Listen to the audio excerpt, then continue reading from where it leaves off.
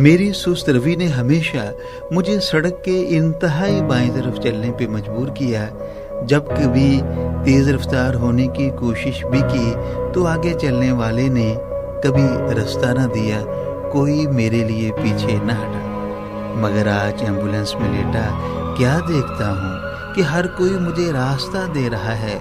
Motorcycle वाले जल्दी जल्दी सड़क के किनारे लग रहे हैं। बड़ी चमकती गाड़ियाँ जिन्होंने मुझे कभी काबिले इतना न समझा, आज उस रास्ते से परे हट रही थी जहाँ से मेरी एम्बुलेंस ने गुजरना था। मेरा जी चाहा कि अपने लिए रास्ता छोड़ने वालों का हाथ हिलाकर शुक्रिया अदा करूं और एम्बुलेंस की खिड़की से चेहरा बाहर निकाल कर बता सकूं कि ये मैं हूं, मैं।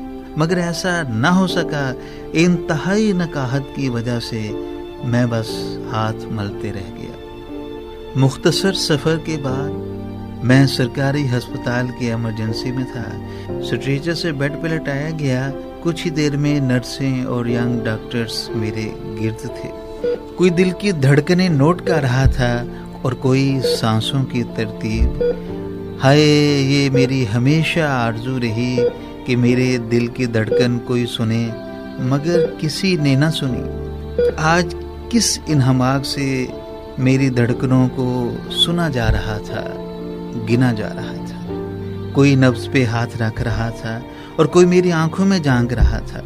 आंखें चार करने का इश्तियाक तो मुझे अवाइल उम्री ही से रहा, मगर इस आरजू की तकमील अस्पताल के बेड पे होगी, मैंने कभी सोचा न था। जिसमें जहाँ जहाँ दर्द था वहाँ वहाँ हाथ रखे जा रहे थे। ये किसी की दुआ का असर था या किसी दवाई की तासीर थी या फिर किसी के हाथों के लम्स का सहर था।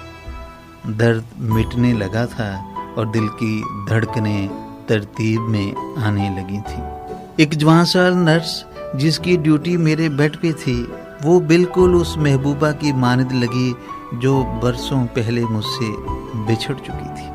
और ये महज इत्तेफाक था कि मैंने आंखें मूंदी तो यही नर्स आंखें खोलकर मेरी आंखें देख रही थी, मेरी आंखों में झांक रही थी। मेरा जी चाहा कि ये लम्हा यहीं रुक जाए, मगर लम्हे कहाँ रुकते हैं। ये हसीन पल आया और पल भर में आके चला गया।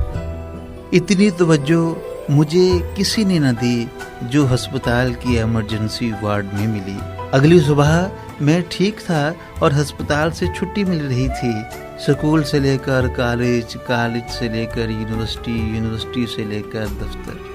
पहली बार मुझे छुट्टी का मलाल हो रहा था। मैं वार्ड से निकला तो भाई मुझे रिक्शे में बिठाने लगा।